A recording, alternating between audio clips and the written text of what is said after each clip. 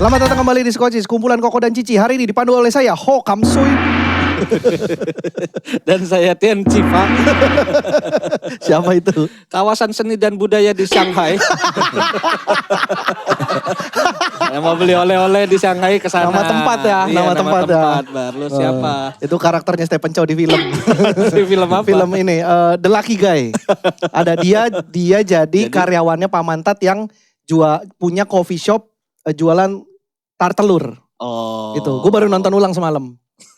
Lucu banget itu film. Lucu banget. Lucu banget. Main di artis gue. Dan hari ini kita bersama komandan kita, Ko Ernest Prakasa. Raja terakhir. Nama saya Pian Cewang. Siapa Itu itu? apa? Lu gak tau Pian Cewang? Enggak, Gak tau, apa wah, itu? parah sih gak tau Pian Cewang. Browsing dulu. Obat. Pian Cewang. Lu gak tau Pian Cewang? Gak tahu kok. Masa lu gak tau Pian Cewang sih? Pian. Itu obat. Obat, oh itu andalan orang Cina banget. Cuman masalahnya obat itu bahannya adalah empedu tahu ular. Ini, yang oren ini, bokap Dari sering apa? nih. Empedu ular. Empedu ular. Ini. Iya. Pian Cewang. Coba cek bahan baku Pian Cewang apa setahu gue tuh bahannya dari empedu ular. Terus banyak yang palsu gitu. Jadi harus nyari. Karena harganya lumayan sih ya. Kapsul Binahong. Apa asalnya? Kok Posisi Binahong? utama. Apa komposisinya? Tuh, ada nggak empedu ular? Apa gue dibohongin sama emak gue ya? Ginseng. Nggak ada. Oh iya bener nih. Ada ya? Snake Gale. Oh kan, bener Snake empedu Gale. ular. Snake Gale. Nah, Dia karena nggak ngerti empedu ular kok. Karena Snake Gale bahannya nggak susah, paham ya. itu banyak banget palsunya. Oh. Mungkin dia pakai empedu. Apa Pantes kali mahal. Ayam, cacing. empedu ayam. Empedu ayam ya. Sisaan dari sisaan penyetan. Tapi sebelum kita mulai nih, Ya, kok belakangan HP gue sering panas dari kenapa ya? Gak, bener sering panas. Jadi gue kadang cuma gue taruh kantong nih. Iya. Gue taruh kantong doang. Gue ngapa-ngapain. Gak lagi streaming, gak apa. Suruh panas. Kenapa Udah ya berapa kok? lama? Semingguan lah. Semingguan. Iya, kenapa ya kok? LCD kayaknya itu ya. Panas kok LCD. Kayaknya enggak dah. Panas bukan LCD. Kayaknya enggak dah. Iya kan Gua memang bukan taruh aja sini HP. panas sampai gue gak tahu kenapa. Oh beneran panas? Panas. Oh beneran? Gue pikir bohong. Gue pikir Beneran. gimmick. Nanya beneran gue. Gak tahu sih kalau itu. Ya udahlah. Tapi kita punya kenalan tukang handphone kalau Nah mau. iya tolong tanyain deh. Kang COD. Kalau ada yang tukang handphone tolong komen ya. Ada. Kenapa? Tapi dia jual beli bukan servis. Iya. Oh iya. Jadi lu kalau mau Beda beli ke skill, dia beda aja. skill. Tambah murah harga. Murah. oke. Murah. Gue ngambil di dia. Orangnya Iya. mirip Erwin kok. Benar. Kita emang mirip semua sih. Enggak. Lu kalau lihat ini pasti mirip. Ini Nih. mana lihat? Gue kasih lihat nih. Cuma bedanya dia kotor badannya. Bukan kotor, tatoan itu namanya. Itu namanya tatoan. Bukan kotor. Gitu, dia jual beli HP. Oh iya adalah tipis-tipis mata. Dari sini ke atas mirip. Mirip. Dia jual Mirip. beli HP. Namanya Erwin juga. Gusti Enggak, namanya. Gusti. Hah? Gusti. Cina Gusti. bukan? Agak aneh sih memang. Cina. Cina. Namanya Gusti. Gusti. Agak langka tuh. Tapi Gusti Iya. doang, gak ada kepanjangannya. Mm-mm. Sama kayak dia kan Erwin doang. Erwin Iya. doang. Gitu. Gitu. Iya lah. U-nya juga dari gua ya Win dulu. Benar. Gue gatal banget dulu sama dia. Nama lu Erwin doang. Iya cari apa ke? Kalau Nama enggak, bapak lu ke? apa Masih ke? interwin gua. Tapi lu ada marganya gak sih kok? Ada. Masih Kan- dapat nama Cina? Enggak. Jadi keluarga bapak gue tuh marganya Hi. Enggak terlalu common sih Hi itu. Hi. H-I-E. Hi. Oh. Jadi Hi makanya Hidayat. Oh, Oh, gitu. Bapak gue Indonesiakan. di Indonesia Hidayat. Tapi di akte gue emang gak dikasih. Marganya gak diturunin. Kenapa lu Enggak, ketawa? maksudnya Hidayat gue jadi inget sama bokap lu. Kenapa? Lu tau nama bokap Erwin gak? Enggak. Cina banget. Apa? Kasih tahu dong, kasih tahu dong. Kasih tahu kan Hidayat kan Wong Fei Hung. Apa? normal kan maksudnya dari marga Iya. di Indonesia Iya. kan jadi Hidayat. Iya. Nah, nama bokap lu? Nanang Abdullah. Dari? Enggak dari mana-mana. Dari Iya. orang tuanya. Dari Prabu Muli dia. Maksudnya, kenapa? Gue juga Kenapa nggak bisa tahu. Nanang Abdullah? Biar Nggak tahu. aman. Pasti biar Kayaknya aman. biar aman. Bang. Iya, pasti kayak- biar aman. Tapi jomplang banget kok. Maksudnya biasanya di Iya. Indonesia kan ada dari marganya ini bahkan dia aja nggak tahu dari mana. Nggak, kita nggak tahu iklim sosial politik ketika itu. Bisa iya, jadi itu tuh benar. cari aman demi selamat, Demi bukan demi selamat, apa-apa Bang. itu. Bagus, bagus. Bertahan hidup. Nyamar jadi pribumi muslim jadinya kan. Benar. Tapi kalau mukanya Kelihatan, gimana? kelihatan. Jadi penyamarannya sia-sia ya. Mukanya Cina, buka toko. Masa sih? Masa sih Nanang Abdullah ya? Nanang Abdullah tapi namanya. Jadi bapak gue tuh dulu udah Ah. feeling. Kayaknya kasih nama Cina cuman ngerepotin gue doang dah. Jadi bapak gue sengaja nama Cina nggak ada, marganya aja nggak dikasih ke gue, marga Nggak dari diturunkan di nama. nggak diturunkan. Jadi nama gue Ernest Prakasa di akte ya Ernest Prakasa Oh. gitu. Nggak ada hidayatnya, bapak gue yang ada hidayatnya. Berarti stop di Gitu, lu lah ya. stop di gua. Iya tapi kan kadang Berhenti di kamu kalau kata. nama Indonesia ada tapi nama Cina juga. Kagak dikasih. Udah pasti gak dikasih lah. Kagak Marga, dikasih. marga aja gak diturunin. Bapak gue itu kan dari lahir di Jakarta. Dan dia bergaulnya memang dulu di Kampung Duri itu daerah Jakbar. ya Jakbar dekat Jembatan Ya. 5 situlah. Dan dia tuh kebetulan bergaulnya memang banyakan sama orang asli, bukan orang asli sono, Betawi-Betawi sono, bukan sama banyakan mainnya jarang main sama Cina. Makanya dia udah ngeliat nih kayaknya lebih aman, kayaknya berbaur aja dah gitu. Iya, iya, Makanya gue kagak dikasih nama Cina karena menurut dia udahlah. Makanya gue sekolah juga dari kecil bukan di sekolahan, sengaja bapak gue naruh di bukan yang banyak Cinanya. Sukses kan dibully. Strategi yang buruk sekali. Sampai akhirnya gue SMA ujung-ujungnya ditaruh di kota biar apa? Biar jadi mayoritas aja. Karena dia udah bener-bener udah gak tahu, aduh nih gimana ya caranya biar anak gue gak dibully. Udah lu ke sekolah di kota aja deh jadi dari minoritas jadi mayoritas. Sesimpel itu solusinya dulu. Tapi yang sekarang jadi kantor Imaginary itu kan katanya bekas toko kan. Toko bapak, Bekas toko bokap. toko nyokap gue. Toko nyokap. Iya. Yang kalau yang di Duri itu, Kampung Duri Oh itu mah itu mah tempat lahir bapak gua. Oh, tempat lahir. Bapak gua dari kecil sampai remaja di situ tinggalnya gitu. Pertanyaan gua, kok bisa punya tanah di daerah selatan kok? Maksudnya Cina ke selatan kayak Agak kayak jauh. bukan mainannya gak sih? Jadi kalau kenapa bisa mangkalnya di selatan karena nyokap gue itu nyokap gue kalau bokap gue kan lahirnya di sini. Kalau nyokap gue lahirnya di Bangka. Oke. Bokap gue juga orang Bangka tapi lahirnya di sini. Udah di Sini. Jakarta. Jakarta dari lahir. Nah, nyokap gue itu merantau pertamanya itu kerja di toko kakaknya. Klasik lah. Nah, Toko kakaknya. kakaknya. Kakaknya punya toko. Punya toko. Di daerah awalnya tuh kalau nggak salah di Sunter gitu. Oh utara. Utara, awalnya Itu utara. emang Nah udah terus teritorial tuh. akhirnya karena satu orang kakak ini kan bersaudaranya banyak ya, 9 ke 10 gitu. Satu orang kakak ini udah mencontohkan ternyata merantau ke Jakarta buka toko bisa survive. Oke. Akhirnya salah satu kakaknya nyokap-nyokap gue tuh lumayan yang mudanya lah. Salah satu kakaknya yang cewek yang deket banget sama dia buka toko juga. Nah ikutlah nyokap gue kerja sama si cicinya ini. Cicinya ini gue gak tahu gimana ceritanya. Dulu gue gak tahu juga sejarahnya bisa mangkal di daerah situ ya. Di daerah Blok A. Iya, selatan Akhirnya itu. mengakarnya di daerah Iya. Blok A, keluarga nyokap gue gitu. Tapi yang kakaknya yang pertama itu masih sampai sekarang masih di Sunter. Masih ada tokonya? Enggak, tokonya udah gak ada lah. Ya kan gua gak tahu. Biasa kan nerus ke anak-anaknya biasanya kan. Enggak juga sih, kayaknya jarang ya generasi di gue banyak kan di keluarga gue kalau toko banyak kan putus sih, banyak kan hilang. Kayak lu juga ya? Kayak Stop gue, di lu ya? kayak gue. Yang tadi yang cici nyokap gue itu yang punya toko juga anaknya gak ada yang nerusin gitu. Erwin aja gak mau. Iya. Lu anak tunggal? Enggak ada adek Kan gue. ada adenya yang Nah, atlet tinggal itu. diterusin ke adek? Enggak lah adek gue sekarang adek gue tinggal di Sumba. Atletnya, adenya atlet. Iya maksud gue biasa kan kalau nggak ke koko. Enggak, bapak adeknya. emak gue enggak maksain, maksudnya enggak nyuruh anak-anaknya tuh harus toko gitu, liberal nih. Untuk ukuran Cina keluarga gue liberal sih, anaknya kuliah FISIP, mana kuliah FISIP. Iya. IT lah harusnya. Dulu zaman gue SMA itu mayoritas tuh akuntansi sama KA, komputerisasi akuntansi. Dulu di BINUS lagi booming banget tuh jurusan KA Iya, namanya, komputer komputerisasi, akuntansi sama akuntansi. Dua itu sama manajemen bertiga nih teman-teman Iya, gue tuh anak-anak Cina-Cina di kota tuh kuliah mana BINUS, kalau nggak BINUS Untar Iya, ya kan, ada antara Trisakti itu. dikit lah, BINUS Dikit. Untar, kalau nggak manajemen akuntansi KA, udah Ya. 3 itu paling banyak, mungkin 3 itu 70% ngambil 3 itu kali. Nah lu Sisanya belok. teknik. Lu belok. Gue belok gara-gara reformasi kan seru. Kok bisa? Seru maksudnya. Gimana ya? Lu Cina. Seru. Kok bisa Terlalu berani ya? Pengambilan keputusan yang terlalu berani pada Gimana saat ya? itu. Kayak ketika kita kan gue 98 tuh kan terjadi gue kelas 2 SMA. Nah itu kan kayak pas 98 terjadi itu kan media tuh televisi kan jadi tiba-tiba politik yang selama ini itu sesuatu proses yang tertutup dan pemimpin itu udah gak bisa diganggu-gugat tiba-tiba terbuka dan dinamis gitu. Nah ngikutin di TV dengerin orang debat, Amin Rais lagi baru muncul-munculnya tuh gitu. Wah seru ya gini belajar politik kayaknya seru ya dinamis banget. Terus kebetulan gue suka belajar bahasa asing. Inggris gue les Perancis juga kan terus gue suka kok belajar bahasa asing seru.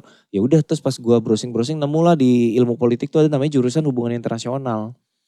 Ya udah gue apply hubungan internasional ke UI sama ke Unpad.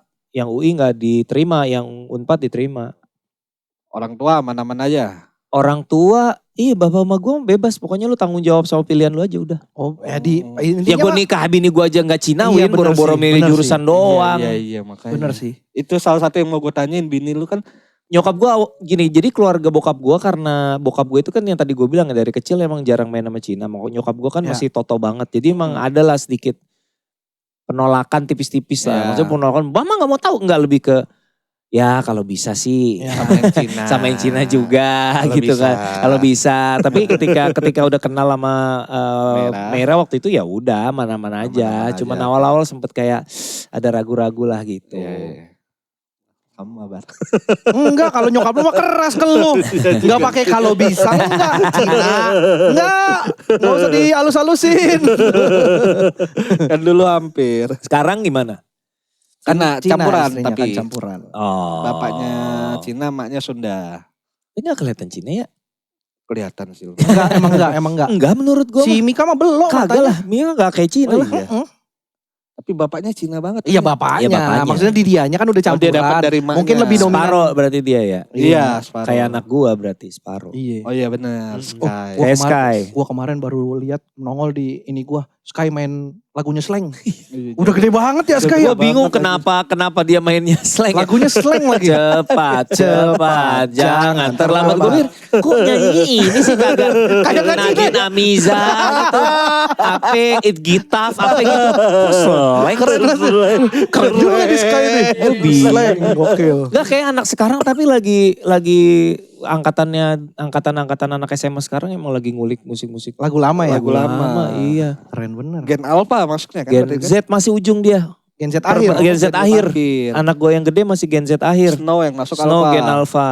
Oh. Oh, kalau Gen Alpha mau udah aneh. Aneh. Balik lagi Yang ke paling lu. lucu tau mana dari, sorry udah mau balik Iya. ke gue ya. Enggak, Enggak, gue mau apa? cerita anak gue aja dikit.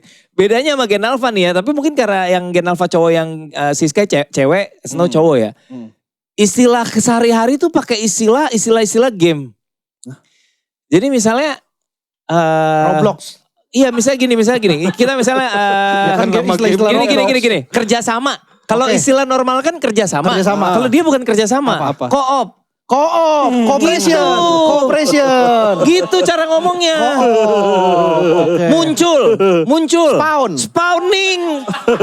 Kok lu tahu sih Bang? Ya kan gue main game. Oh, lu main game. Ini kalau yang level-level biasa kan OP udah biasa lah ya. Ya. Oh dia mau OP banget gitu udah biasa. Nah itu yang kayak gitu-gitu.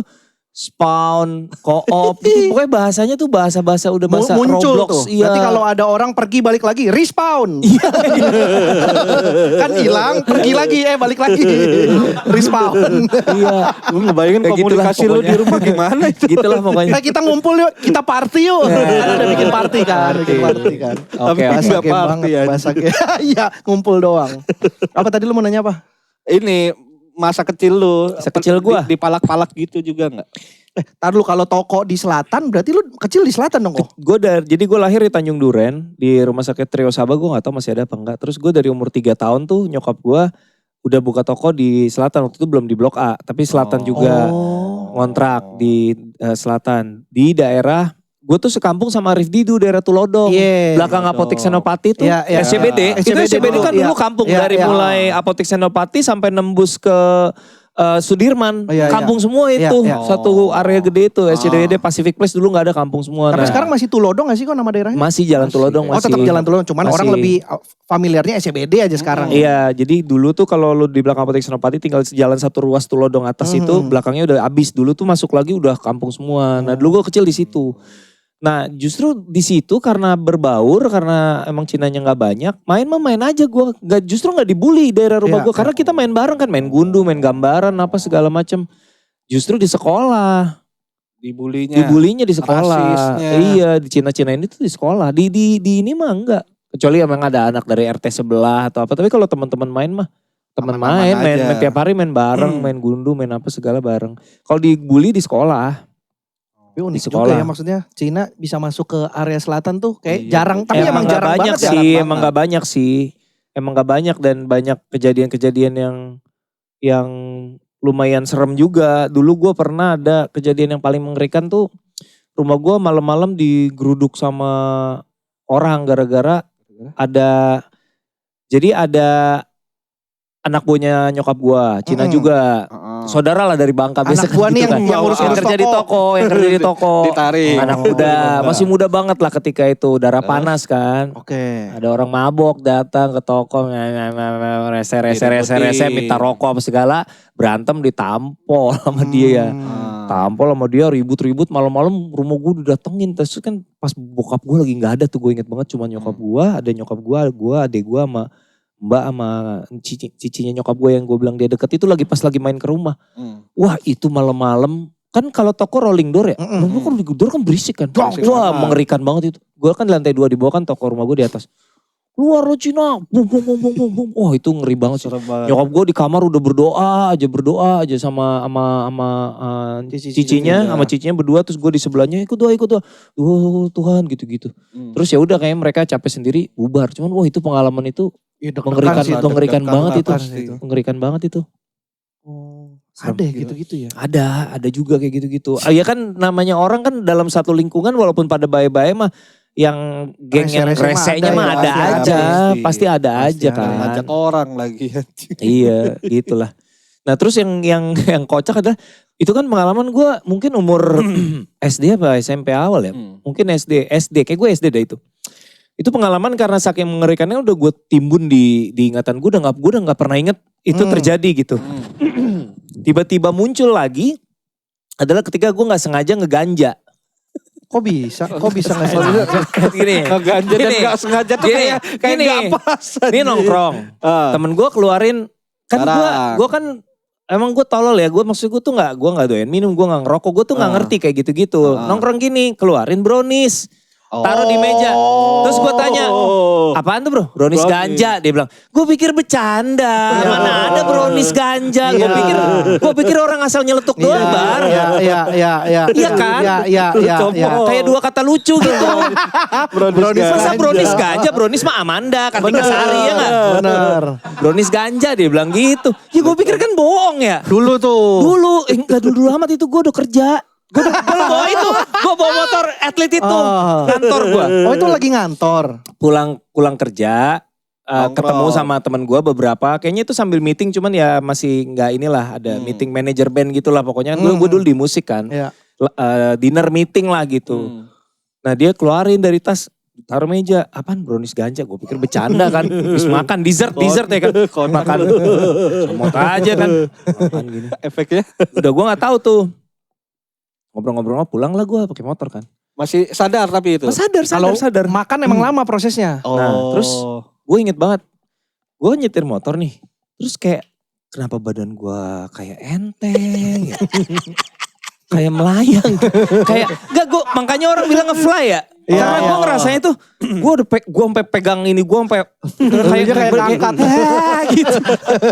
Baru gue ya gitu. Anjing lucu banget. Terus gue pernah cerita di podcast, kayak gue pernah cerita di podcast mana ya, gak tau lah. Pokoknya intinya, enggak kayak malah belum pernah di podcast, di open mic gue pernah ceritain ini. Di atas, podcast malah belum, hanya untuk Keren. Harus ada gitu-gitunya kan. Eksklusif.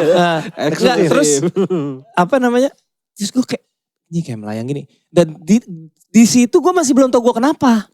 Kan serem ya. Karena gak punya pemahaman. Gak ada pemahaman, gak ada pengalaman. Bener. Gue kenapa anjir? Gue berhenti, gue inget tuh di jalan Cipete Raya gue berhenti. Gue telepon bapak gue. Pah, tolong doain aku ya. Gue pikir mau minta tolong. Bapak gue nanya kan. Kamu kenapa? Kata, aku gak tahu aku kenapa tapi badannya aneh banget rasanya. Terus rupanya di saat itu bapak gue udah curiga tapi dia gak ngomong. Baru kejadian besoknya baru papa tuh kemarin udah curiga kamu tuh ke ganja ya. Kenapa gejalanya apa gak tahu aku kayak melayang-layang rasanya kayak melayang. Yaudah kita doa ya doa di telepon tuh udah. Enggak kok bokap lu bisa curiga? Enggak ketika itu dia tuh pernah karena dia pernah. Dulu dia pernah. Dan bisa sesantai itu. Bokap lu kayaknya ngeganja kayak kalau gue ditabok dan. Terus doa kan, udah doa, yaudah kamu kalau ada apa-apa telepon papa ntar papa jemput. Ya udah nggak apa-apa kok ini cuma nggak nyaman aja. Udah tuh gue bawa motor lagi. Ini masih panjang nih ceritanya, gue bawa motor lagi. Kok masih nggak enak ya. Nah gue itu lewat emang rute gue tuh dari kantor gue di Taman Kemang, lewat situ Cipetek, terus ke arah Pondok Indah, rumah gue kan Bintaro, Bintaro kan lewat arahnya memang situ Cipetek, Pondok Indah. Nah di Cipetek itu ada kantornya Angga Sasongko, dulu Visinema tuh masih di Cipetek 7 kantornya, zaman belum Visinema sebesar sekarang lah. Nah Angga tuh kan memang sutradara suka bikin video klip, dulu kan gue di label, jadi memang kita udah kenal udah lama dari 2007, 2006 gitu. Nah karena ada kantor Angga nih, hampirlah gue, kenapa lu bilang? Atau enggak gue numpang duduk bentar ya. Terus karena dia gini, mau teh. Boleh. Nah kan gue gak tahu kalau kafein itu ternyata mengamplifikasi. Memperkuat. Manalah gue tahu ya kan. Ya dan kan orang kalau misalkan dalam kondisi lemes kan orang Indonesia banget kan. Teh hangat. Hangat lah. Udah gue duduk di situ di kantornya Angga. Gue gak tahu dia masih inget gak kejadian ini. Dibikinin lah gue teh hangat sama OB-nya. Minum lah gue teh hangat, minum gitu. Kenapa ya gue ya gitu. Terus gue habis minum? Udah enggak, thank you enggak, gue cabut ya. Pengen balik, gue pengen rebahan, gue bilang ya udah gue balik. Itu yang ada kan tambah parah ya gue, aduh nih kacau. Tapi gue males untuk kayak, nih gue mikir kalau bapak gue jemput motor gue dikemanain, ribet lah. Iya. Dari itu posisi gue udah parah banget tuh, gue di Tarogong tuh deket Hotel Kristal. Gue inget banget tuh Tarogong tuh yang deket Hotel Kristal. Masih jauh itu mau ke Bintaro. Tapi gue Bintaro bukan Bintaro sektor 9 Bar, sektor 3 depan. Gue tuh rumah gue di daerah Pondok Betung lah, deket-deket daerah Camar situ belakangnya. Terus gue kayak, udah gue jalannya pelan-pelan dah. Jadi gue jalan pelan banget. Pelan banget gue jalan. Sampai ke rumah. Nah hari itu bini gue tuh lagi ke Bandung ngunjungin orang tuanya. Sky dibawa. Jadi nyampe ke rumah gue sendirian. Itu yang orang bilang bad trip. Oh iya. Mau berusaha, udah gue pulang parkir motor, udah mandi, udah gue tidur ya dah. Pas mau tidur itu, tiba-tiba kayak memori-memori buruk ke-unlock tuh. Wah ngeri banget. Tiba-tiba gue inget momen itu yang tadi padahal gue bertahun-tahun udah gak pernah inget kejadian itu. Tiba-tiba gue mau tidur gue inget, terus gue inget banget pas gue inget kejadian itu ya. Itu kan sadar ya, jadi kayak sadar gak sadar tapi sadar kan. Terus gue tuh mikir, ini gue lagi ngimpi itu beneran kejadian gak ya? Kejadian yang di kepala gue ini beneran kejadian? Apa gue lagi ngayal karena gue lagi mabuk apa ya gitu. Terus gue kayak udah gue bodo amat paksain tidur. Pas udah apa orang sudah bilang udah cenghar gitu ya. Baru gue tuh connect dots, gue kenapa ya. Terus gue inget. Baru gue inget sih kejadian si brownies itu. Karena gue inget pemicunya. Narik benang itu kayak. Terus gue telepon bokap gue bilang pakainya aku tahu deh kemarin aku kenapa. Temenku ngasih brownies ganja, aku pikir bercanda. Kayaknya itu beneran ada ganja. Papa udah feeling kemarin. Pas kamu nelfon. Mana teman kamu? Papa udah curiga. Masih ada gak browniesnya? Papa mau coba. Bagi kali. Goblok emang. Berarti ya. Gua kan cukup sering di jalan kok, di motor. Sering tuh gue lihat ada orang naik motor pelan banget. Sekarang gue kan awareness ini. Giting ini. Iya. Giting. Brownies ya bang. Terus lu ke temen lu lagi gak yang ngasih brownies itu? Enggak seakrab itu juga. Oh cuman ketemu di itu aja. Gitulah. Tapi kok bener ya orang tuanya bisa santai itu ya? Iya. Maksudnya walaupun udah pernah juga. Ya orang pergaulan zaman dulu mungkin ini ya. Bapak gue kan dulu namanya pergaulannya Bronx juga kan. Bapak gue juga bukan upper middle class gitu. Bapak gue juga lulusan SMA terus bergaulnya juga daerah situ tuh daerah Kampung Duri, Jembatan 5 situ dulu narkoba gila-gilaan.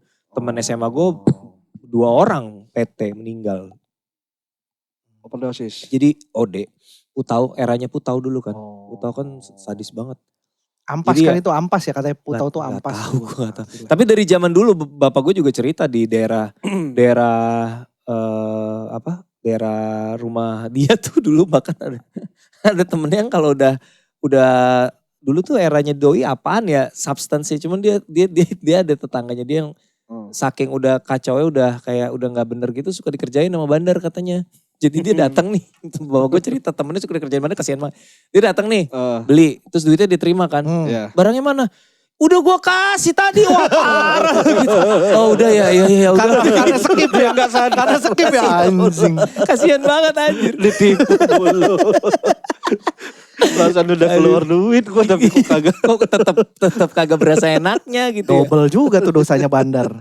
Jadi kayak gitu, gue kalau lagi main ke rumah bapak gue dulu yang zaman rumah dia kecil, kadang kan main ke, dulu nenek gue waktu masih ada tinggalnya di situ kan, di rumah yang sama, rumah kecilnya bapak gue gitu. Orang deket situ main koprok, gue sempet ikutan, gue liat nongkrong, Judi koprok tuh.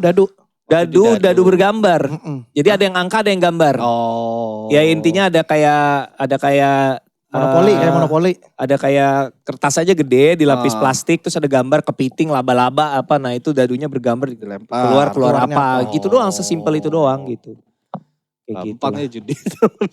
Lah judi mah sekarang apa aja gampang. Dulu zaman gue itu judi plat nomor. Maksudnya? Jadi nongkrong nih di jalan.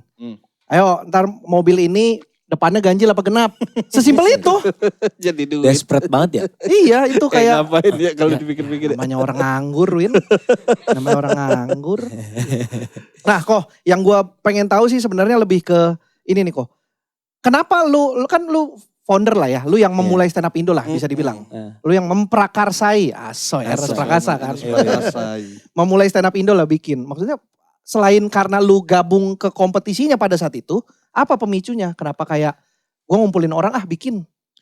Kalau open mic itu kan awalnya kan gara-gara gue sama Rian mau latihan karena kita Suci satu. sama-sama lolos kan. Oke. Jadi datang ke Kompas, ketemunya dia Arif Didu tuh ngantri bareng tuh. Cuman Arif nggak lolos waktu itu. Nah gue dapat golden ticket, Rian dapat golden ticket. Bingung lah kita mau masuk karantina nih, kita mempersiapkan diri dengan cara apa?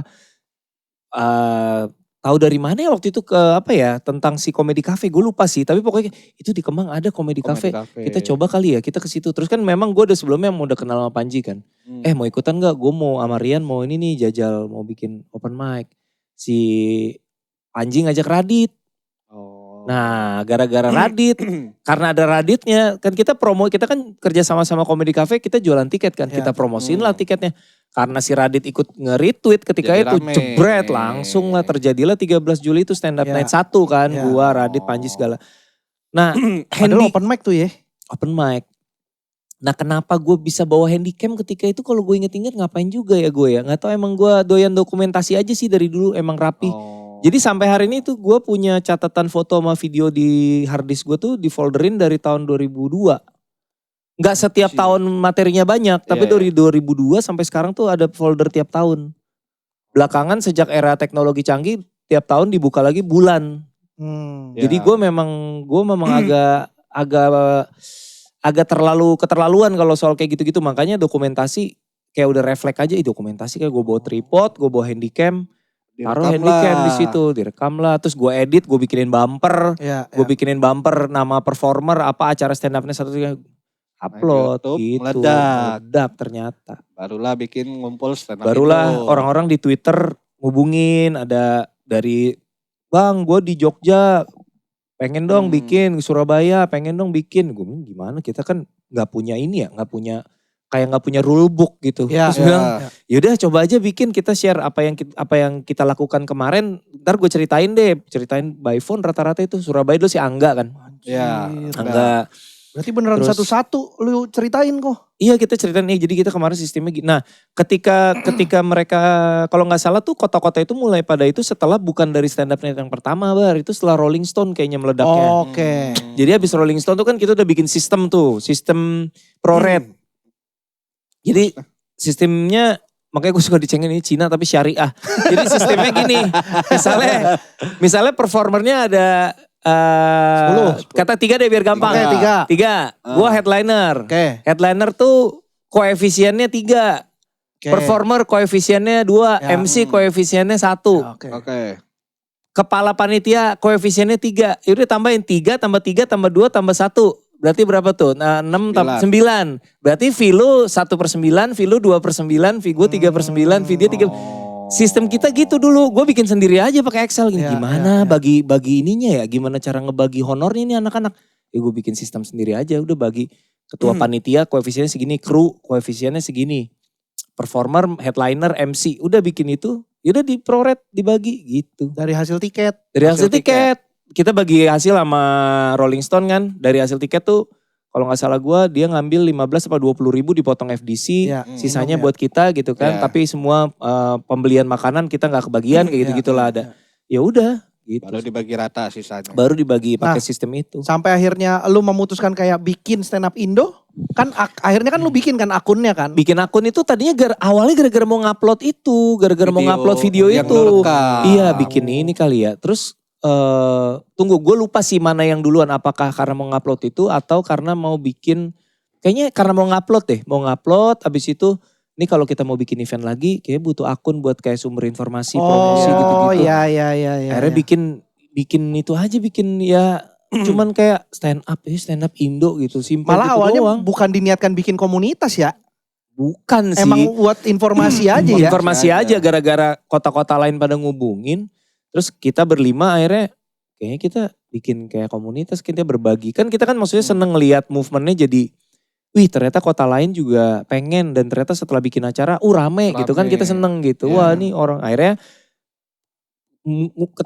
ketemu yang rada gede, kita bikin ini yuk, bikin kepengurusan. Itu ketemu di STLR 77 dulu di Warman tuh. Kumpul lah berlima itu. Nah sebenarnya fun fact yang paling orang banyak atau bukan fun fact ya, bukan fun fact, misinformasi mungkin ya, orang nggak tahu itu adalah kan orang, lu taunya presiden stand up Indo sebelum Awe siapa? Semi. Sebelum Semi siapa? Lu. Nah kan, padahal bukan gua, sebenarnya tandem gua sama Isman sebenarnya. Oh. Jadi presiden stand up Indo pertama tuh tandem. Gue pikir Kang Isman wakil. Enggak, sebenarnya enggak. Cuman kita ngebagi tugasnya gimana? Gua urusan ke eksternal, Isman urusan ke internal. Oh. Jadi misalnya nih ada oke. komunitas, kita kan bagi ketika itu kepengurusannya, oke kita tandem ya man, gue urusan eksternal misalnya nanti ada sponsor, Ya, ada ya, ya. media, Ya, itu ya. nyari venue gua. Kalau- Tapi kalau misalnya gini, kita udah bagi region kan waktu itu, Jawa Timur Regi, Ya. Jawa Barat Ence, kita bagi gitu kan. Ya. Nah berarti terus misalnya ada komunitas, bang saya di Sidoarjo mau bikin komunitas, Regi urusannya, Ya. Under Isman. Ya, Kang Bukan Isman. urusan gua gitu. Jadi kita ngebagi tugas sebenarnya tuh tandem sebenarnya. Orang-orang gak tahu. Orang-orang. kan taunya lu doang. Iya, gue Gua taunya doang. Kang Isman wakil. Sebenarnya bukan wakil, kita janjian Emang waktu itu berdua. tandem, emang berdua, Oh. emang berdua. Emang urusan kayak daerah-daerah gitu Kang Isman Iya, lah ya. jadi bagian internal sama eksternal. Tapi jadinya ya mungkin ya kalah pamor aja dia kan. Iya. Kayaknya itu juga tuh yang makanya Kang Isman diserahin ke regional mana itu yang bikin Kang Isman sekarang main Pokemon Go kan. Sama kan, suka jalan-jalan gitu ke daerah. Kenapa begitu? Bukan gua ya, bukan lu ya. Gua mah tahu hobinya Kang Isman main Tapi game. nah ini mungkin ini bisa dibilang fun fact. Ada satu komunitas yang kelahirannya itu gue yang bidanin. Artinya gue yang mau nggak lu bikin komunitas di kota ini, lu aja yang megang, nanti gue yang bimbing. Itu ada satu yang kayak gitu prosesnya. Bali. Yo, kok tahu? Karena lu Ada ini. sayang banget kayaknya sama Iya. Bali. Oh, gitu Pada ya. saat itu ya. Pada saat itu. Pada saat itu. Karena gue pernah tinggal di Bali juga Dan- kali. iya, Oh. dan Tapi kan- ini kejadiannya sebelum gue tinggal di Bali loh. Iya, Iya. tapi setelah lu pindah ke Bali dan ini kayaknya nih sayang banget nih sama Bali nih. Yang ngurus Pika sama Anti langsung. Jadi ceritanya di Desember 2011 bahkan udah langsung Planet Hollywood ngundang gue sama Rian sama Regi bikin event. Itu Planet. habis suci. Iya bener Desember 2011 masih Iya. suci baru-baru aja. Abis final tuh. Gue gak tahu sebelum final sudah final, pokoknya di era-era lagi anget-angetnya itu ada off air di Planet Hollywood Bali. Gue Regi sama Rian yang Oke. perform. Nah adalah penonton, ada si Pika sama Anti, terus mereka ini banget kan antusias lah gini-gini. Terus gue bilang kalian kesibukannya apa aja gitu-gitu, mau nggak bikin di sini, belum ada loh komunitasnya, gue bilang. Dan yang nonton banyak anak muda kan, kayaknya lumayan potensial deh di sini kalau dibikin komunitas gitu. Nanti gua Nah, bantu kita nggak tahu arahin harus deh. gimana, gue bantuin bikin aja, ntar kita gini-gini transfer ilmu segala macem. Akhirnya jadi gitu. Oh. Pika Manti sampai sekarang kan mereka Iya, masih iya, ngurusin masih ngurusin. anak di sana gitu ceritanya. Oh gitu. Ini sih gue baru tahu Pas sih. gue Iya, pindah ke Bali, pas gue pindah ke Bali 2013 ya makin deket lah gitu. Iya. Kayak gue mau keluar kota aja, anak-anak ada yang bisa nginep di rumah gue, gak jagain rumah gue dong. Gitu. Lu di Bali berapa tahun Putra kok tuh waktu si itu? Putra 3 tahun gue di 3 Bali. tahun. 3 tahun ya. Kenapa akhirnya waktu itu memutuskan balik ya? Gue lupa kok. Kayak lu pernah cerita deh. Karena gak direct, karena... Oh iya, karena akhirnya masuk film ya. Masuk filmnya jadi serius. Awalnya kan Iya, iya. ketika ngenes tuh nyoba-nyoba kan. Iya. Ketika suka dan enjoy, wah kayaknya kalau gue mau nerusin karir ini nggak mungkin dah gue kagak mungkin gue di Bali. Karena dulu gue di Bali kan jobnya stand up kan. Ya. Dan gue bener-bener sebisa mungkin bolak-balik lah. tektok karena bini gue di rumah sama anak-anak kan waktu itu kadang ada mbak kadang enggak. Jadi gue ngejar flight terakhir dari Jakarta tuh ke Bali tuh Lion tuh jam 10 apa setengah 10 malam gitu. Ya udah gue kejar flight kalau masih keburu. Kalau off airnya malam ya berarti gue besoknya balik. Paginya. Waktu itu kan beneran yang di Jakarta tuh lu jual semua kan ya kok? Apanya? Buat pindah ke Bali kan? Iya. Barang-barang. Iya barang Rumah, kendaraan. motor gue Atlet itu termasuk. Atlet itu gue jual, rumah gue jual. Semua gue jual. Itu- tapi sebelum Itu untuk beli rumah di Bali atau untuk hidup? Maksudnya Untuk lu jual rumah di Jakarta, gue beli rumah di Bali. Untuk beli rumah di Bali karena kayak kirain kita pengen udahlah gak usah di Jakarta ya di Bali aja gitu. Makanya pas akhirnya film rumah yang gue beli ya udah akhirnya gue cicil dulu sampai lunas, udah lunas gue jual. Gitu. Sebelum ke film, nah lu bisa kenal stand up? Tahu stand up tuh gimana? Tahu stand up, sebenarnya kalau stand up Langsung ikut audisi Kompas nonton gitu. era-era kayak gue terpapar era-era pertama kali viralnya Russell Peters, udah inget gak lu? Russell Peters tuh pertama kali tuh Russell Peters tuh. Russell Peters tuh gue kayak kuliah ya Russell Peters tuh. Wah orang-orang pada Russell Peters lucu banget awal-awal dia tuh. Terus Nonton. tapi roots kalau mau di track back itu tuh kayak sebenarnya nonton stand up Russell Peters, Chris Rock itu kayak gayung bersambut aja Win. Sebenarnya bibitnya tuh udah gara-gara bapak gue itu memang kalau di kumpul keluarga emang dia suka ngelawak. Dan gue dari kecil tuh dengerinnya kaset lawak. Jadi gue kalau di mobil tuh bukan bapak gue tuh gak nyetel. Jackie Chan, gak nyetel lagu Jackie Chan. Gak nyetel Jackie Chan kali kalau penyanyi mah ya. Dia Jackie Chan kok. Nyanyi. Maksudnya gimana sih? Bener kok. Kan bercanda. Jadi Masa Erwin lu gak ini tahu? kalau di mobil setel album nyanyinya Jackie Chan. Emang Jackie Chan nyanyi? Lu bercanda ini. Bercanda. Masa gak tahu? Bener kok. Jackie Chan nyanyi? Jackie Chan nyanyi. Jackie Chan gue tahu. Betul. Tahu. Jadi Jackie Chan memang dia kan suka nyanyi juga. Oh dia banyak lah bakatnya ya. Betul, tapi yang gua gak nyangka adalah ada orang yang dengerin albumnya sambil nyetir. Itu yang gua gak nyangka. Bagus tapi lagunya. Oke. Gua tahu tapi. Ya udah.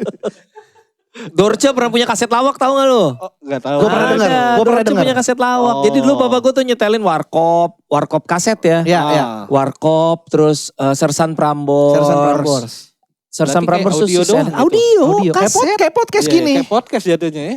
Macam-macam. Ada yang kayak kalau kayak warkop itu konsepnya dia ada podcastnya, ada podcast terus ada suara penonton nyamber-nyamber, Iya. ada sketsa Iya, iya.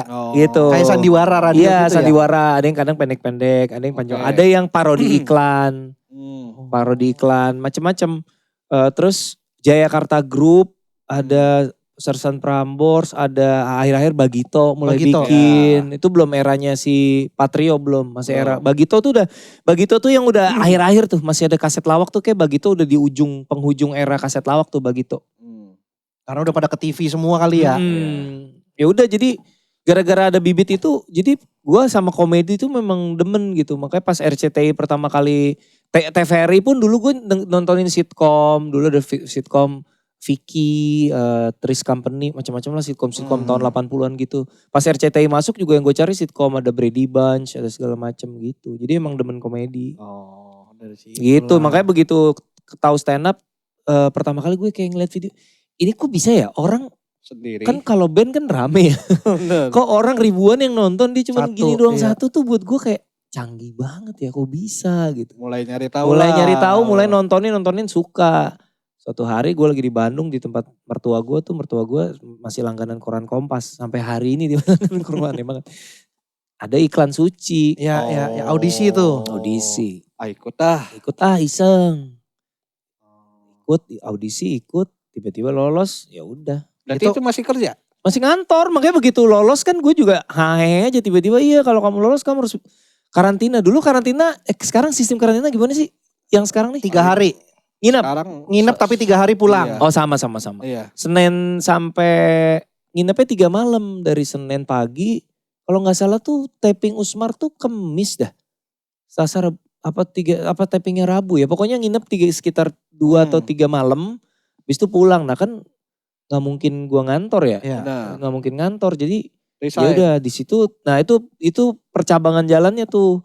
Gua ambil apa gua resign apa jangan gitu. Akhirnya gue nekat resignnya karena sebenarnya bukan tanpa perhitungan juga. Jadi gue pikir kan gue udah ngantor ketika itu 6 tahun ya total di industri. Kayak gue udah punya CV. Kalau misalnya sampai nih amit-amit gagal ya udahlah gue udah Masuk punya CV. apply lagi. Iya bisa apply ke kantor gue yang lama atau ke kompetitornya kan networknya udah kenal lah sesama industri musik waktu itu.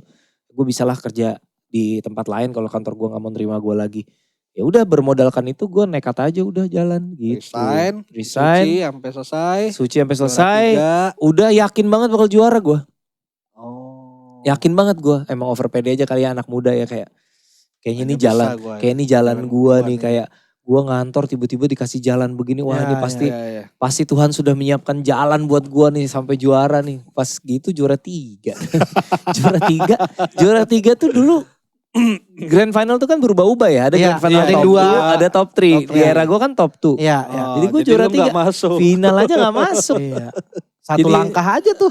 Rian dapat duit, Akbar dapat duit, gue dapat fallback doang.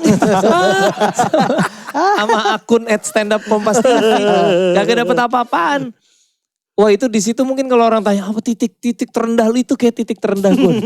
Karena gue udah punya karir, udah manajer, udah double digit. Punya anak ya kan, terus tiba-tiba lah gue resign, gue pikir gue bakal bersinar di sini tiba-tiba tereliminasi itu gue nggak siap sih. Dari situlah akhirnya lahir Meremlek Tour. Tour pertama itu pun kan. maju mundur kan, makanya yang gue pernah cerita juga, kayak gue pernah cerita di apa ya, pokoknya gue gara-gara ngelihat si Chris Rock itu kan dia bikin, kalau lu tahu tuh ada satu video Chris Rock awal-awal tuh.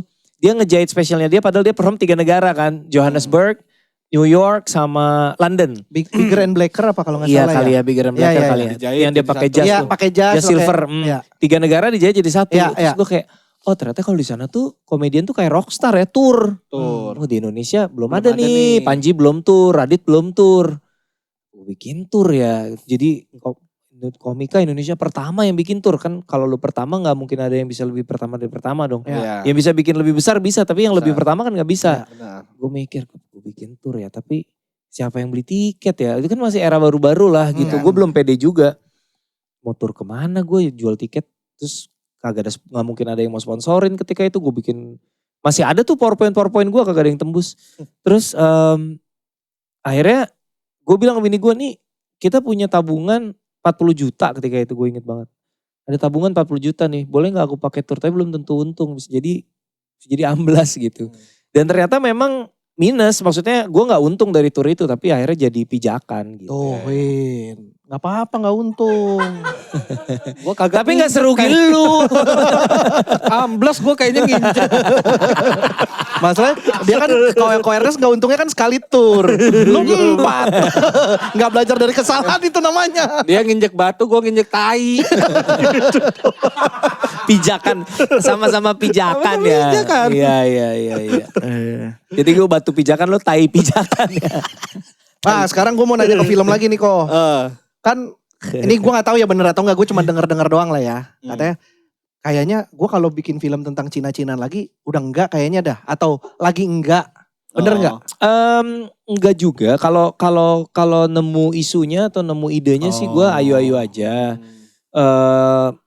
Cuman kemarin kan pas sebenarnya gue lagi jenuhnya tuh, makanya gue lagi nyiapin action kan, lebih ke setelah syuting kayak selama ini ngedirect udah berapa film sih gue, 7 film ya.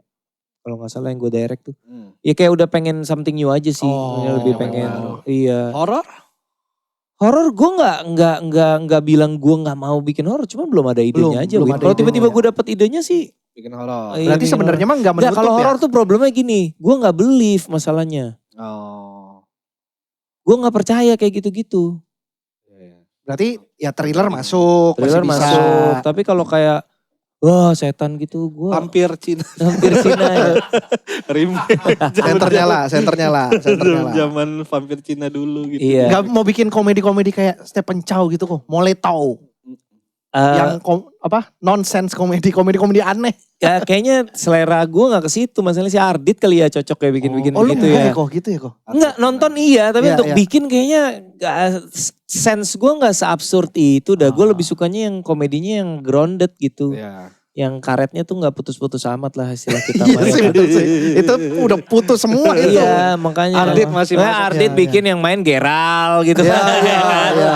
Bisa lah mungkin. Cocok kali mereka, gue gak tahu dah tuh.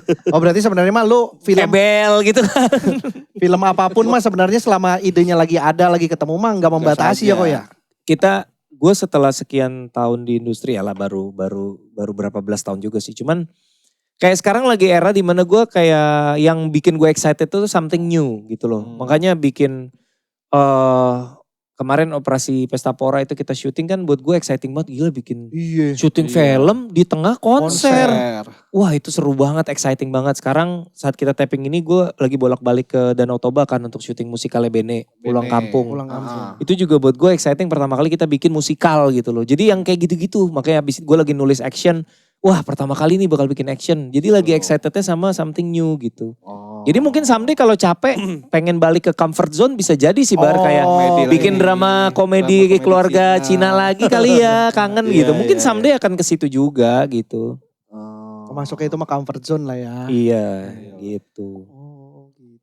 Kan film kayak action kan mahal kok Iya produksi. mahal. Musikal pasti mahal. Betul. Gitu-gitu. Tapi semahal-mahalnya musikal action bakal lebih mahal sih kayaknya. Oh iya. Terutama kan action gue ini periodik. Action gue kan dari komik tuh Bandits of Batavia namanya. Jadi era-era kolonial, era-era Batavia, era-era zaman dulu. Berarti ngebangun set.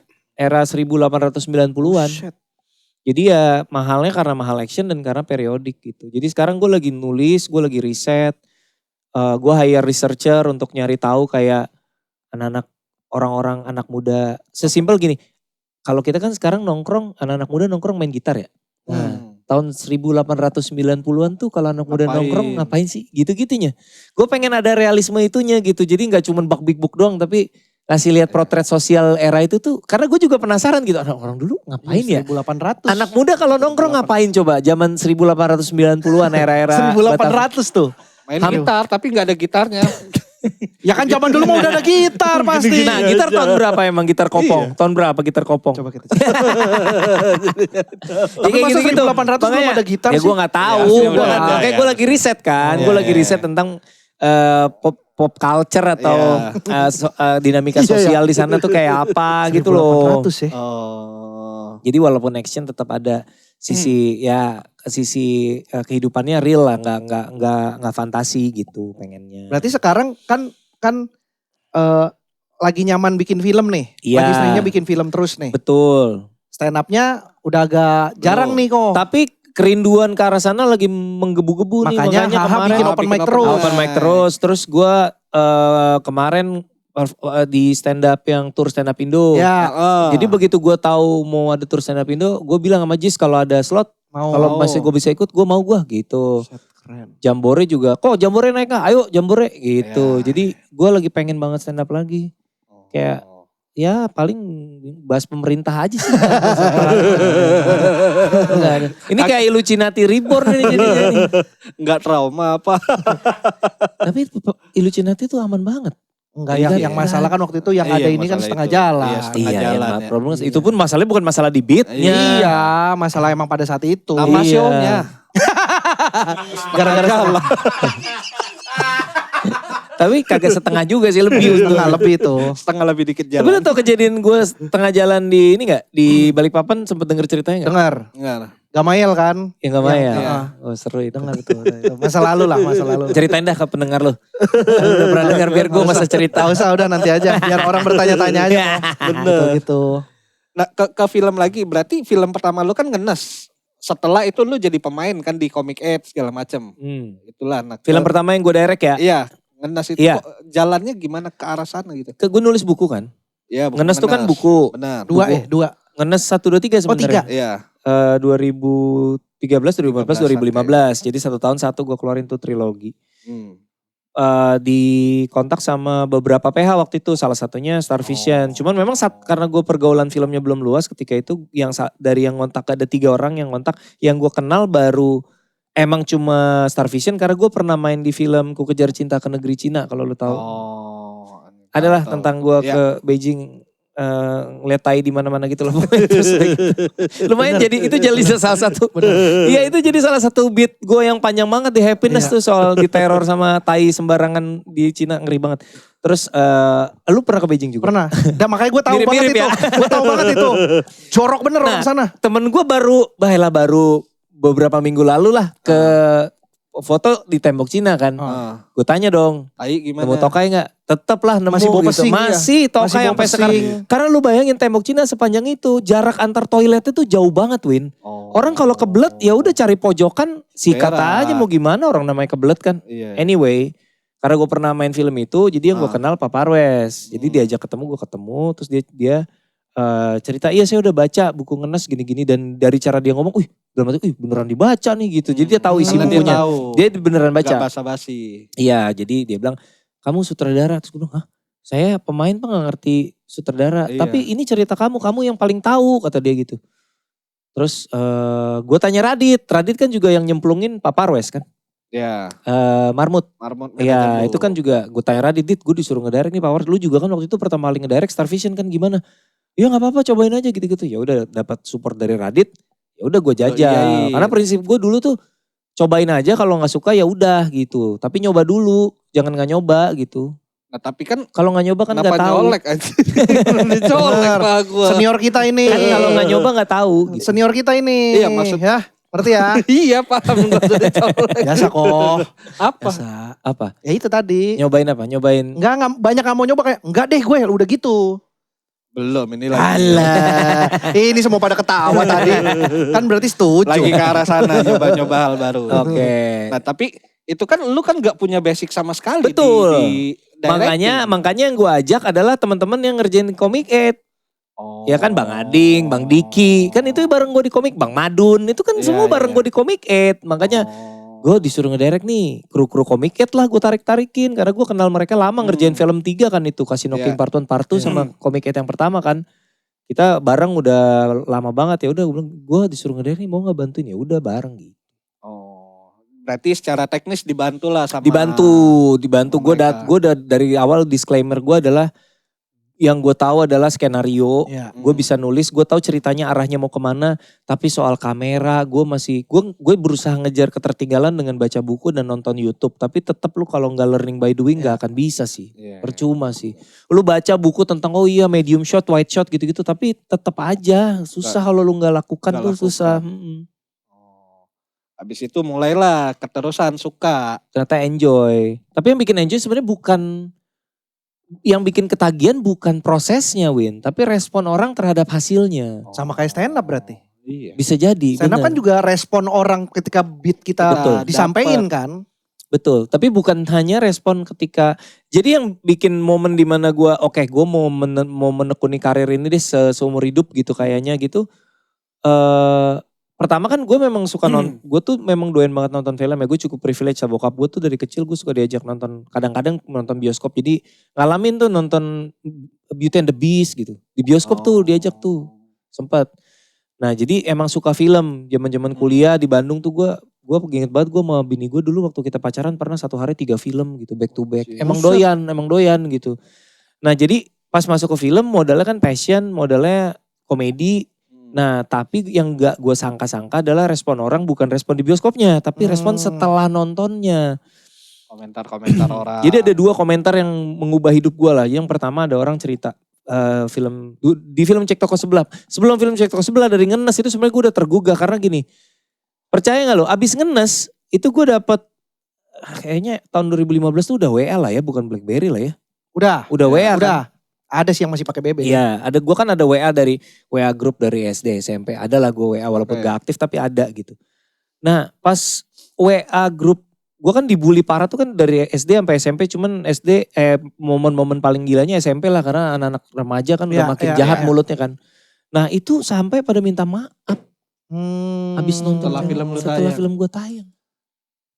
Menggerakkan orang ya, aneh film tuh ya. aneh. Iya menggerakkan orang sampai bisa minta maaf tuh menurut gue aneh. Ternyata segitunya ya maaf ya gitu.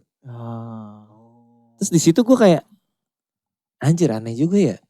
Asik kan, kan gue bikinnya gak punya cita-cita ke arah sana gitu. Cuman lebih ke buku lu jadiin film deh, cerita-cerita hidup lu jadiin film lucu, banyak lucunya. Tapi ada ininya juga, dramanya segala macam.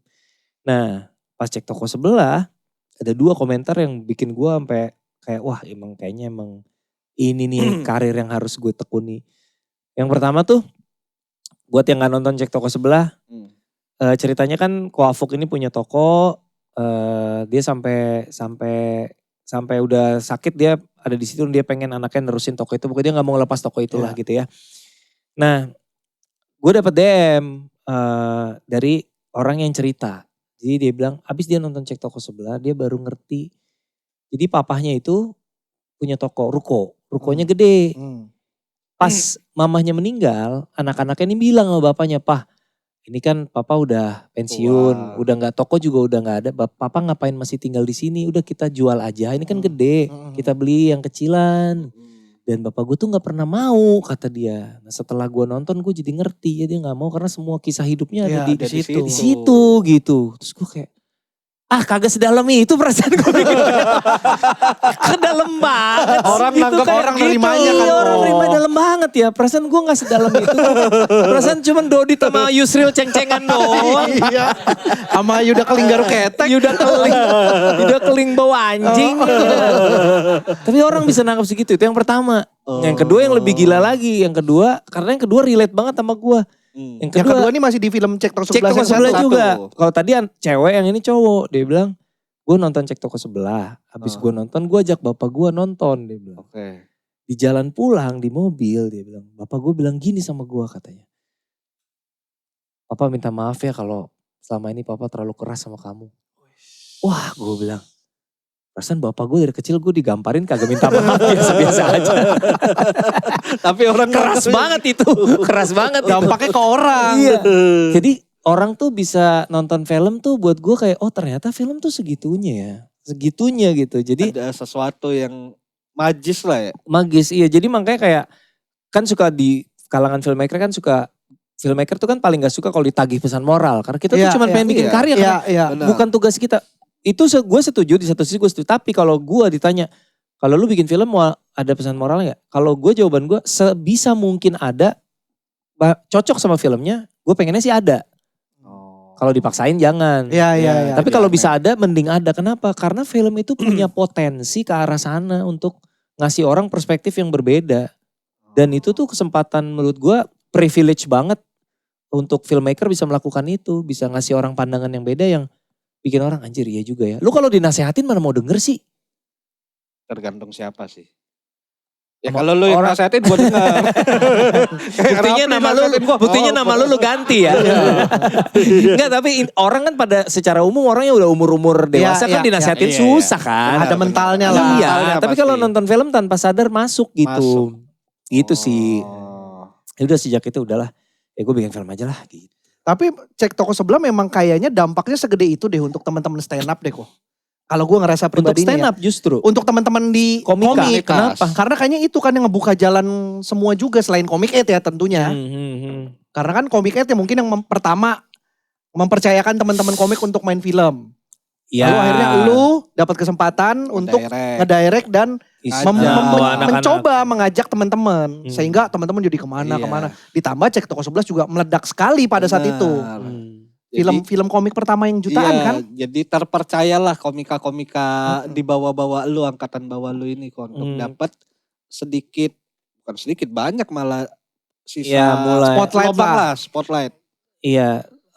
Sebenarnya emang tujuannya ketika itu gue ngakomodir sebanyak mungkin komika ya, bahkan sampai semua film gue sih prinsipnya gitu bahkan sampai sekarang. Karena ya pertama kan kita tahu struggle-nya anak-anak yang butuh panggung kan banyak ya. Sekarang apalagi buset komik. Dulu kan komik gak sebanyak sekarang ya. Kayak buset gitu kayak. Gue kalau datang ke acara gitu kayak kemarin halal bihalal gitu kayak aduh. Udah banyak gak kenal ya. Banyak yang gue gak kenal lagi sekarang anak-anak ini siapa. Yang lu kenal di sisi kiri semua. Yang di tengah siapa gitu, ini orang. Jadi di satu sisi memang ada maksud untuk ngasih kesempatan. Tapi di sisi lain sebenarnya karena ibarat kata lu bikin film action yang lu ajak fighter, ya lu bikin film komedi yang lu ajak ya pelawak lah gitu. Kan sesimpel itu kalau buat gue ya. Walaupun ya ada yang berpandangan ya kan aktor bisa apa aja. Betul, aktor bisa apa aja, harusnya begitu. Cuman kan serahkan pada ahlinya aja gak sih gitu. Kayak kalau lu mau komedi ya aja komedian gitu. Dan lu gak ngelihat nama gede dia di sosmed kan? Lah kalau itu mah enggak sih Win, sampai sekarang juga enggak. Itu lihatnya Pulang Kampungnya pemeran utamanya dua-duanya debutan. Iya. Maksudnya Ngeri-Ngeri Sedap juga dari film pertama Imaginary. Film pertama Imaginary itu kan ini ya apa ya ujian untuk ngasih lihat prinsip kita ini, tesis kita ini bener nggak? Pertama, tesis gue kan yang pertama, yang terpenting dalam sebuah film adalah cerita. Bener nggak sih gitu? Tanpa bertabur bintang, cerita tetap bisa. Yang kedua ya ketika milih aktor, yang pertama itu yang terpenting kualitas aktingnya, kedua kecocokan antara si aktornya sama perannya. Soal follower, soal kebintangan tuh urusan belakangan gitu. Bener nggak ternyata dua tesis ini bener bahwa yang penting cerita kok, keluarga Batak, orang bukan Batak juga nonton juga bisa relate. Ngeri-Ngeri Sedap. Jadi ketika NNS 2,8 juta buat kita kayak oh oke, berarti harusnya udah bener sih gitu. Pemilihan pemain bintang, followernya ada berapa itu bukan faktor yang penting gitu. Ya faktor penunjang mungkin ya. Faktor penunjang lah. Of course kalau udah punya nama akan memudahkan lu, misalnya gini. Ketika lu preskon lebih rame, pasti dong kan lebih bintangnya lebih besar. Jadi yang media juga lebih minat. Itu wajar hal-hal kayak gitu. Tapi bukan komponen penentu gitu. Komponen penunjang lah itu menurut gua. Gitu. Ya rame tapi kalau ceritanya kurang juga kan ujung-ujungnya percuma juga. Bener. Jadi atau dia top tapi ternyata sama karakternya kurang pas gitu kan. Ujungnya orang nonton juga gimana gitu. Lu kalau lu kenapa udah gak pengen jadi pemain lagi kok? Kan lu gue pernah denger sih ada ngobrol-ngobrol lu.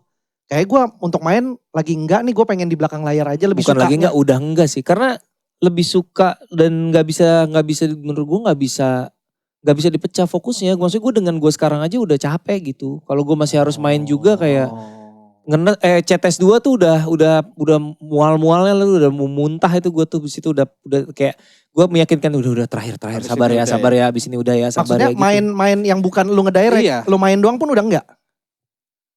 Kalau konteksnya main doang gak ngedirect lebih ke bagi waktunya itu tadi. Karena gue sekarang running juga, Imaginary, produce, lagi nulis juga gitu-gitu. Jadi gue udahlah man.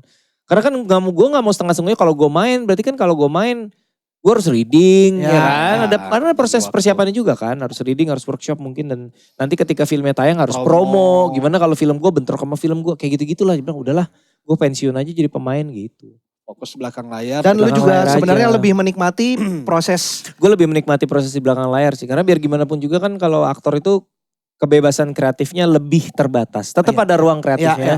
Tapi lebih terbatas dibandingkan lo ngedirect misalnya gitu. Atau nulis. Produce. Gitu. Produce sebenarnya kebebasan kreatif gak sebebas penulis atau sutradara sih Bar.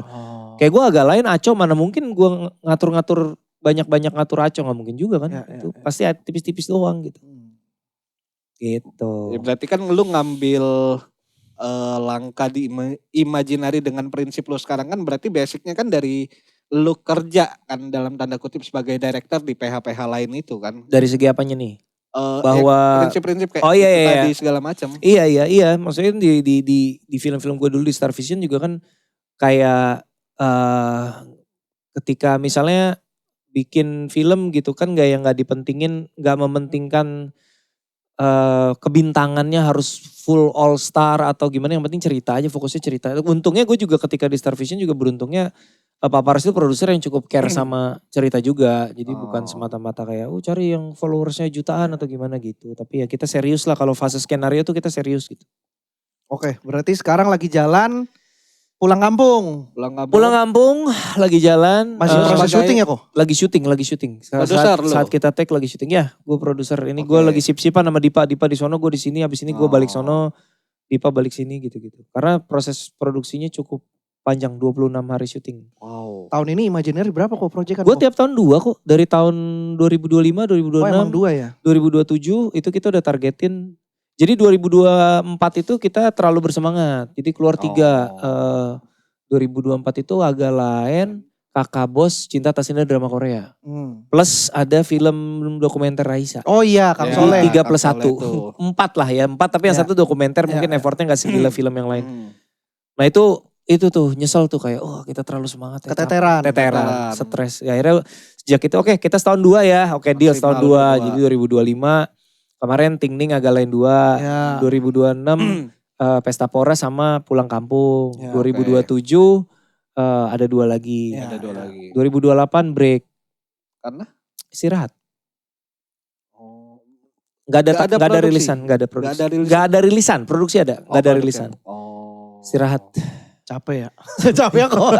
Gue sih capek banget sih. Kebayang sih. Kebayang sih. Capek. Kebayang. Karena nggak bikin film itu menyenangkan. Ngerilis film itu jauh lebih stressful. Iya, lain hal lah ya. Lain hal Deg-degan. karena lu ketika lu bikin elemen yang ada di bawah kontrol lu lebih besar persentasenya Ya. dibandingin ketika Ya. lu ngerilis. Ya. Ya. Ya kan? Ibarat kata lu ngerilis trailer, lu mana tahu berapa views. Iya. Bisa 1 juta, bisa 100.000, iya kan? Tapi kalau lu bikin elemennya kan ada di bawah kendali lu, jadi masih lebih menyenangkan. Kalau rilis, hari pertama berapa penonton nih hari pertama? Investor gua gimana? Anjir lah makanya 2028 kita istirahat dulu kali ya. Istirahat dulu. Setahun enak kali ya istirahat setahun. Gak deg-degan lah ya. Iya istirahat dulu. Oke kalau gitu. Gitulah. Terakhir lagi ada itu tadi proyek-proyek yang dijalanin. Berarti kan 2 tahun ini Operasi Pesta Pora tayang kapan? Tanggal tayang sebentar lagi tanggal Sebentar tayang lagi akan diumumin resmi di Instagram karena Oke. tayangnya hanya tinggal beberapa bulan lagi. Oh. Jadi dalam bulan ini kita akan ngerilis teaser poster udah ada tanggal tayangnya. Oke. Operasi Coming. Pesta Pora coming soon. Mm-mm. Pulang Kampung juga coming soon tahun ini? Iya pulang kampung juga tahun ini tapi akhir Oke. menuju akhir. Beresin produksinya dulu nih. Iya. Lagi bolak-balik Danau Toba. Betul. Gua ngeliat story-storynya Kristo. Manu. Iya Manu. Koernes main game sih di Danau Toba. Board game itu sih. Board game. Kalau Manu tuh masih ada landscape-nya. Koernes board game nih buat di sono. Nggak mau Tapi spoiler. Nggak mau spoiler. dia masih lihat, oh ini Danau Toba, oh seru juga lihat Manu. Oke, kalau gitu. Danau Toba. Koernes terima kasih banyak. Terima kasih. Sudah lumayan di sini. Thank you. Sebagai penutup, saya mau memberikan sebuah tanda mata untuk Oh, BPKB ya kok. Wah, BPKB kok. gokil. Serah terima. Terima kasih, BPKB. terima kasih. Lu biro jasa lu. Iya. Gua seneng aja ngurus gini-gini. Seneng Thank you. aja. Sekali lagi ya. Bari, Terima thank kasih you, Erwin. Ernest. Sampai Sampai jumpa. yang udah mendengarkan. Sampai ketemu lagi.